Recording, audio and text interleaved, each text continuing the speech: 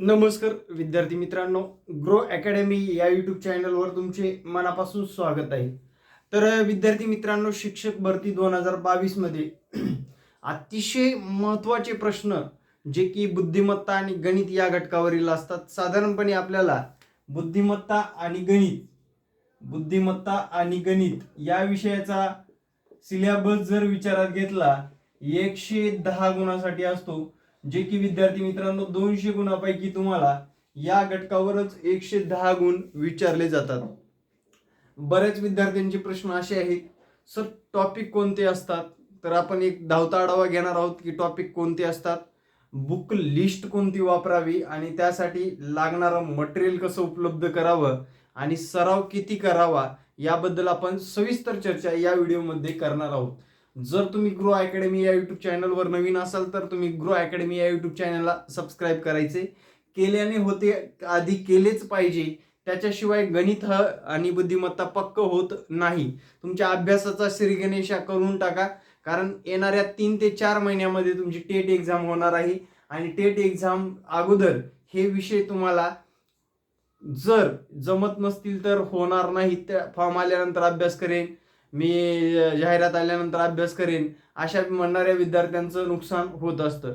तत्पूर्वी जर बघा विद्यार्थी मित्रांनो, आपण अगोदर गणित विषयाचा अभ्यास कसा करावा, पुस्तक सूची कोणती वापरावी ते पाहू. अंकगणित हा घटक तुम्हाला टेट एक्झामसाठी 30 गुणांसाठी विचारला जातो.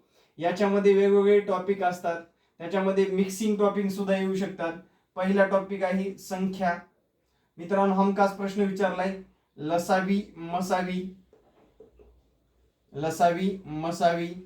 त्यानंतर सरासरी या घटकावर पण प्रश्न विचारलेला आहे. त्यानंतर एकमान पद्धत जे की 8वीच्या पुस्तकामध्ये आहे ती विचारलेली आहे. हमखास विचारला गेलेला शेकडेवारी, नफा तोटा. त्याच्यानंतर तुम्हाला भागीदारी प्रमाणवर सुद्धा क्वेश्चन आलेला आहे. भागीदारी प्रमाण या घटकावर सुद्धा प्रश्न आलेला आहे. त्यानंतरचा विषय आहे मित्रांनो गुणोत्तर प्रमाण. हा टॉपिक सुद्धा विचारलाय. 100% विचारले गेलेच लिहून देणार आहे मी तुम्हाला. सर्वात प्रथम हे टॉपिक करून घ्यायचे तुम्हाला, कारण या टॉपिक मधून विद्यार्थी मित्रांनो भरपूर तुमचा सराव आणि फायदा होणार आहे. हे टॉपिक तुम्हाला 2017च्या पेपरमध्ये हमखास विचारलेले आहेत. गणितामध्ये संख्या, लसावी मसावी, सरासरी, एकमान पद्धत, शेकडेवारी, नफा तोटा, भागीदारी प्रमाण, त्यानंतर गुणोत्तर प्रमाण आणि विद्यार्थी मित्रांनो भूमितीमध्ये तुम्हाला वर्तुळ, आयात आणि चौकोन या घटकावर काही पेपरमध्ये प्रश्न आढळून आलेले आहेत. काही घटकामध्ये प्रश्न याच्यावर आढळून आलेले आहेत. आणि रेल्वे हा 100% करून टाका, कारण याच्यावर सुद्धा प्रश्न आलेला आहे. काळकाम विवेक हा घटक काही याच्यामध्ये विचारलाय आणि काही याच्यामध्ये नळ टाकी विचारलेला आहे. काही पेपरमध्ये साधारण आपले 22-23 पेपर झाले, त्याच्यामध्ये काही काळकाम विचारले, काही ठिकाणी नळ टाकी. त्यानंतर मध्यक हे सुद्धा भूमितीय मध्यक वगैरे विचारलेलं आहे. 9वीच्या वर्गामध्ये तुम्हाला याबाबतचे क्वेश्चन असतात, ते विचारले गेलेले आहेत. आता हे झाले गणिताचे अति महत्त्वाचे टॉपिक. आणि गणित या विषयासाठी तुम्हाला लागणारं पुस्तक मटेरियल कोणतं वापरायचं? सर्वात प्रथम तुम्ही स्कॉलरशिपचे पुस्तक वापरा. स्कॉलरशिप बुक वापरायचं आहे. मग ते 4थीचा असू द्या, 8वीचा असू द्या किंवा 5वी नवोदयचा असू द्या, ते स्कॉलरशिपचं बुक तुम्हाला करणं गरजेचंच आहे. त्यानंतरचा पाठ्यक्रम फक्त आणि फक्त 7वी, 8वी, 9वी आणि 10वी या 4 वर्गाचा पाठ्यक्रम तुम्हाला गणित विषयाचा अभ्यास करायचा आहे. त्याच्यावर सुद्धा प्रश्न विचारलेले आहेत. त्या पलीकडे तुम्ही नितीन महाले सरांचं पुस्तक वापरू शकता. नितीन महाले सरांचं किंवा पंढरीनाथ राणे सरांचं वापरू शकता. यापैकी एक वापरा कोणतंही,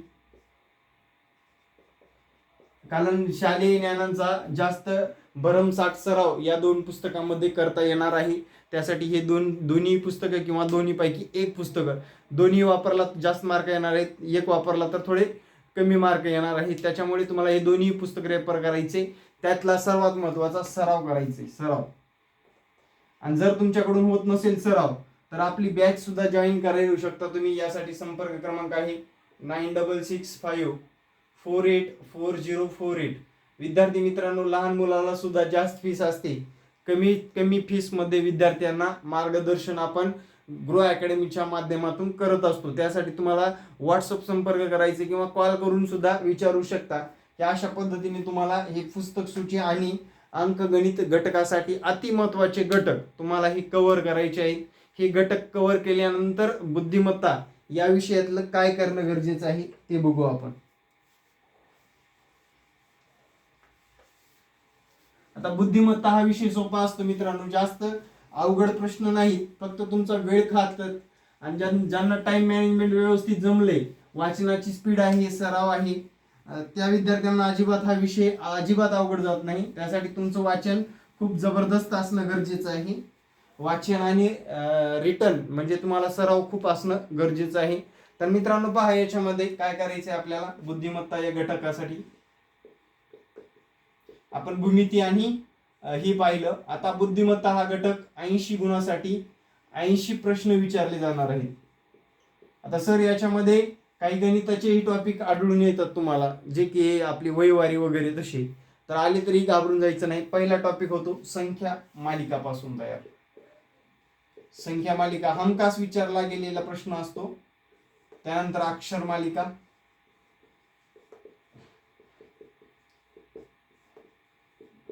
त्यानंतर लयबद्धता, तर्क अनुमान, तर्क अनुमान हे टॉपिक तुम्हाला करणं गरजेचंच आहे. या टॉपिकवर प्रत्येक पेपरमध्ये तुम्हाला प्रश्न विचारलेला आहे. संख्या मालिका असेल, तर्क अनुमान असेल, अक्षर मालिका असेल. त्यानंतर सांकेतिक भाषा, सांकेतिक भाषा, संभाव्यता, परस्पर संबंध,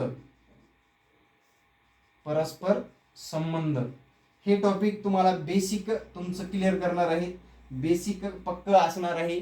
या टॉपिकवर विद्यार्थी मित्रांनो 2, 4, 6, 8, 10, 12, 14 प्रश्न विचारलेले आहेत आजपर्यंत. म्हणजे 2-2, 3-3 प्रश्न विचारलेले आहेत. हे 7 टॉपिक तुम्हाला करणं गरजेचं आहे. त्यानंतरचा विषय येतो मित्रांनो वयवारी. म्हणजे तुम्ही सर इकडे पण येते आणि तिकडे पण येते बरं का. अंकगणितात सुद्धा वयवारी तुम्हाला पाहायला भेटेल आणि बुद्धिमत्तेत सुद्धा पाहायला भेटेल. ठोकळा, त्यानंतर ठोकळा या घटकावरला प्रश्न, आकृत्या मापन, आकृत्या मापन, वेन आकृत्या, वेन आकृत्या. त्यानंतर वेन आकृत्यावर बी प्रश्न आपल्याला विचारलेला आहे, जे की शेकडेवारीमध्ये तुम्हाला तिथं शिकवला जातो. वेन आकृत्या कशा तयार होतात, वेन आकृत्या कशा पद्धतीने आपल्याला तयार करायच्या आहेत. खूप सोपं असतं, जास्त अवघड नाही आहे याच्यामध्ये. त्यानंतर कूट प्रश्न.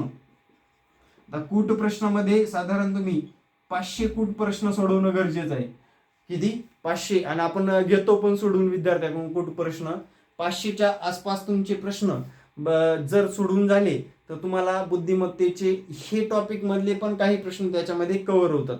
समजा तुम्हाला असा प्रश्न विचारला, काही गायी आहेत, एवढ्या गायी सोडून, काही म्हशी आहेत, एवढ्या म्हशी सोडून, असे प्रश्न जे असतात, किंवा पायऱ्यावर फुलं ठेवणे असेल, एखाद्या खांबावर माकड चढणं असेल, हे असे प्रश्न असतात ते कूट प्रश्नामध्ये असतात. त्यानंतर मित्रांनो महत्वपूर्ण घड्याळ, कालमापन.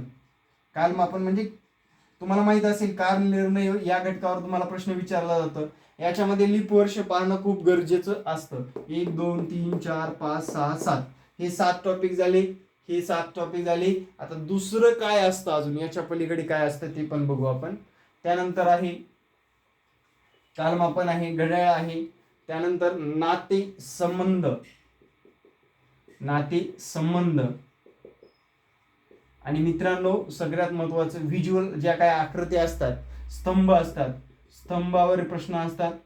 त्यानंतर आकृत्या आणि प्रतिमा, आरसा प्रतिमा किंवा पाणी प्रतिमा, याच्यावर सुद्धा प्रश्न विचारलेले आहेत. तर नातेसंबंध आहे, स्तंभ आहेत. त्यानंतर ही घेतलं का रे आपण, संभाव्यता घेतलेलं आहे. म्हणजे अशा पद्धतीचे सुद्धा प्रश्न काही आढळलेले आहेत, त्या प्रश्नाला तुम्हाला व्यवस्थित क्रॅक करता आलं पाहिजे. तर अशा पद्धतीने तुम्हाला या घटकामध्ये, आणि आता राहिलेला आहे शेअर्स बाजारावरील प्रश्न असेल एखाद्या, शेअर्स बाजार, घसारा या घटकावरील असे 1-2 प्रश्न तुम्ही पाहू शकता. साधारणपणे हे टॉपिक तुमचे 7 2 7 14 15 16 17 18 19 हे 20, साधारण 20-22 टॉपिक तुमचे हे कंप्लीट झाले पाहिजेत. 20 टॉपिक हे, 15 टॉपिक गणित, 5 टॉपिक तुमचे बुद्धिमत्ता. साधारणपणे किती टॉपिक आहेत बघा, 35-40 टॉपिक तुम्हाला कव्हर करायचे आहेत तुमचे. कारण इथे मार्क आहेत 110, आणि 110 मार्काला तुम्हाला हे सर्व काही विचारलं जातं. आता याच्यामध्ये पुस्तक कोणतं वापरायचं, सर्वात प्रथम तुम्हाला पाठ्यपुस्तकामध्ये तर स्कॉलरशिप वापरावं लागेल, कारण पाठ्यपुस्तकामध्ये बुद्धिमत्ता हा घटक नसतो. आणि त्यानंतरचा जी किरणचं बुद्धिमत्ता किंवा अनिल अंकलगीचं बुद्धिमत्ता वापरा मित्रांनो. स्पर्धा परीक्षेसाठी वरदान म्हणता येईल अनिल अंकलगी किंवा जी किरण, या दोन्ही पैकी एक बुक तुम्हाला वापरायचं आहे, आणि अशा पद्धतीने स्टडी करायचंय. सर्वात महत्वाचा आणि आता सगळ्यात महत्वाचा, अभ्यास कसा करायचा. सर माझा होईल का, बऱ्याच विद्यार्थ्यांचा प्रश्न असतो की आम्ही काम करून करतो, अभ्यास कसा करायचा आणि कशा पद्धतीने आपल्याला किती वेळ अभ्यास करणं गरजेचं आहे. तर मित्रांनो, वेळ वगैरे ठरवून जर अभ्यास करत असाल तर तुम्हाला सक्सेस मिळणं अवघड असतं. लक्षात ठेवा, आपलं टार्गेट आहे की हे सर्व टॉपिक आपले क्लिअर झाले पाहिजेत, व्यवस्थित झाले पाहिजेत. त्यासाठी तुम्हाला दिवसभरामध्ये किमान 3 तास तरी गणित आणि बुद्धिमत्तासाठी द्यायचे. क्लास व्यतिरिक्त सुद्धा 2 तास देता येतं. क्लासमध्ये तुमचा 1 तास जात असेल तरी तुम्हाला यासाठी, बुद्धिमत्तासाठी आणि गणितासाठी किती तास द्यायचे, 3 तास. या 3 तासामध्ये 1.5 तास तुम्ही अंकगणिताला द्या आणि 1.5 तास कोणाला द्या, बुद्धिमत्ताला द्या. चालतं, काय अडचण नाही. बुद्धिमत्ता हा घटक तुम्हाला मागच्या पेपरमध्ये जसा विचारलाय तसा केला तरी चालतो. किमान तुम्हाला बुद्धिमत्ता गणितासाठी 3 तास देणं गरजेचं आहे. आता आपण ऑनलाईनच्या माध्यमातून काय करून घेतो विद्यार्थ्याकडून ते पहा. ऑनलाईन क्लासच्या माध्यमातून काय करून घेतो विद्यार्थ्याकडून. सध्या तरी आपण डिसेंबर पासून बॅच चालवतोय, पण विद्यार्थ्यांचा ग्रोथ लक्षात येते. कारण साधारणपणे तुम्हाला 3 महिने तरी सेट व्हायला लागतं व्यवस्थितरित्या. या विषयाचं व्यवस्थित समजायला 3 महिने लागत असतं. असं नाही की 15 दिवस केलं मध्येच गॅप टाकला तर तुम्हाला सक्सेस व्हायला अवघड जाणार आहे. तुम्हाला करायचे काय बघा, लक्षात घ्या. 3 महिने आपण काय घेतो तर आपला क्लास असणार आहे ऑनलाईन पूर्णपणे. त्यानंतर मागील प्रश्नपत्रिका सोडून घेतल्या जाणार आहेत आपल्याकडे, मागील प्रश्नपत्रिका, आणि विथ मित्रांनो टॉपिक वाईज. आता विद्यार्थ्यांना लगेच सांगतो मी की बाबा हे प्रश्नपत्रिकेला आलेलं आहे, प्रश्नपत्रिकेमध्ये आलेलं आहे, तर तुम्ही त्याला IMP करून ठेवा. असे घटक येऊ शकतात, त्यासाठी लगेच आपण IMP करून लगेच ते नोट डाऊन करू शकणार आहात. आणि आपल्याकडे संदर्भ ग्रंथ वापरले, स्कॉलरशिप वापरतो आपण, पाठ्यपुस्तक असतील तुमचे जे की 9वी 10वी 11वी जे काय असतील ती. आणि त्यानंतर मित्रांनो स्पर्धा परीक्षा गणित सुद्धा शिकवलं जातं.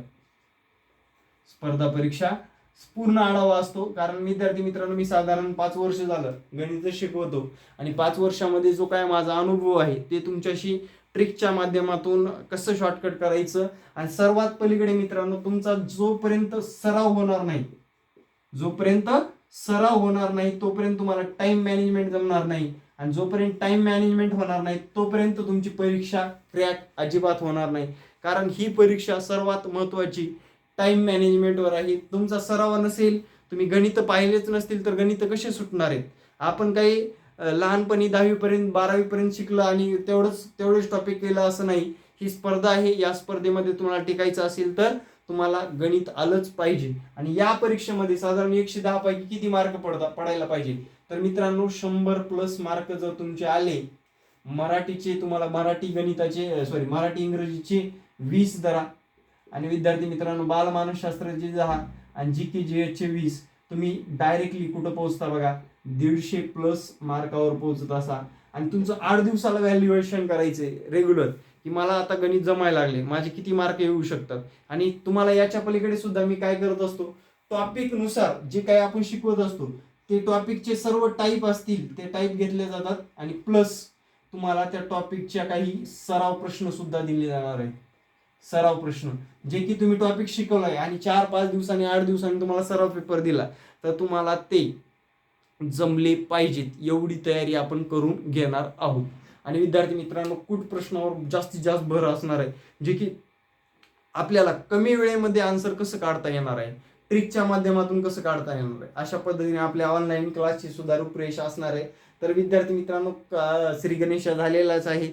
आता श्री गणेशा बसलेला पण असेल तुमच्या घरी. आता थोडासा वेळ काढायचे, 2 तास 3 तास वेळ काढून तुमचा अभ्यासाचा श्री गणेशा चालू करायचे. लक्षात घ्या, हा सर्वात महत्वाचा आणि मोठा शत्रू. जेव्हा तुम्ही पुस्तक वही घेऊन बसता अभ्यासाला ऑनलाईन क्लास व्यतिरिक्त, तेव्हा तुमचा मोबाईल खूप दूर ठेवायचे. कारण मोबाईलमुळे आपण आपली लिंक बिघडवतोय आणि मोबाईलमुळे आपलं नुकसान सुद्धा होणार आहे. त्यासाठी साधारणपणे तुम्ही गणित बुद्धिमत्ता या विषयाचा 3 तास अभ्यास करणं गरजेचं आहे. आणि विद्यार्थी मित्रांनो, माहिती कशी वाटली नक्कीच कमेंटमध्ये सांगा.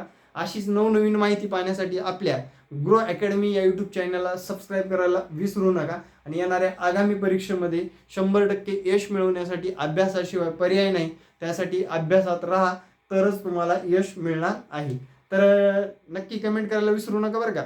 आणि आपलं सबस्क्राईब, लाईक, शेअर करायला अजिबात विसरायचं नाही. थँक्यू, धन्यवाद. जय हिंद, जय महाराष्ट्र मित्रांनो. भेटू नेक्स्ट व्हिडिओमध्ये. धन्यवाद.